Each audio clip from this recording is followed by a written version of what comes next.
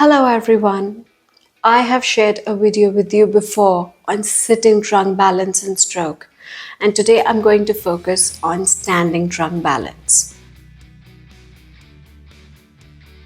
Initially, the standing trunk balance is not that good and the body needs some momentum to move up or to move forward. So, it's best to stabilize your weak hand, cupping the elbow, trying to take momentum, and then trying to get up. And while sitting down, try to make sure that your elbows move forward or your forearms move forward in order to create a wider base for you. If we need to start with the standing trunk balance training, it is better to keep our feet slightly away from each other so that our base of support is wider. After that, you can simply try to stand in a steady position. See if your body is swaying or not. Practice the same movement in blindfold and see if the sway is there or your body is absolutely steady. If this position is stable for you, the next step is now you can try to bring your feet closer, maybe not joined together. The final step would be standing with feet together without any sway of the body and then with your eyes closed. The next step is dynamic balancing, which is when your body is performing some movements in standing position and you are not exactly moving, because it will be your dynamic standing balance. So for example, I need to do reach outs. So first, it is only at the arm's length towards the same side, that is your stronger side, forward, and the opposite side. If this part is stable, then you go for reaching out beyond your base of support. So what is your base of support over here when your legs are or your feet are hip width apart? So starting with the reach outs beyond this, in the same direction, forward, and across the midline towards the weak side. Just like you have tried to do the reach outs in a plane which is parallel to the ground, now try to do it towards the ground. Again, starting with same side,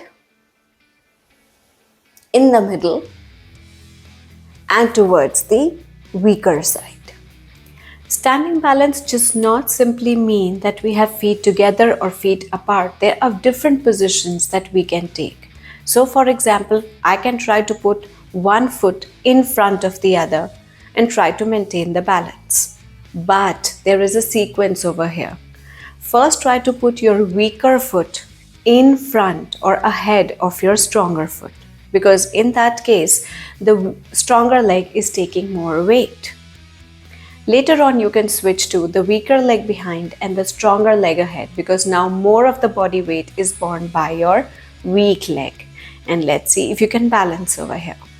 Further improving your dynamic balance requires for you to bear more weight on your weak leg. In order to do that, try to do these kind of foot-based reach outs with your strong leg. So in this case, I'm taking my right leg to be my strong leg. So reaching forward and back, backwards, across the midline, sideways, diagonally forward, and diagonally backward. Movements on the same spot also help in dynamic balancing. So for example, we are trying to march on the same spot. In this, either you can try to lift your knee up in the front or try to lift your legs backward without moving your thighs.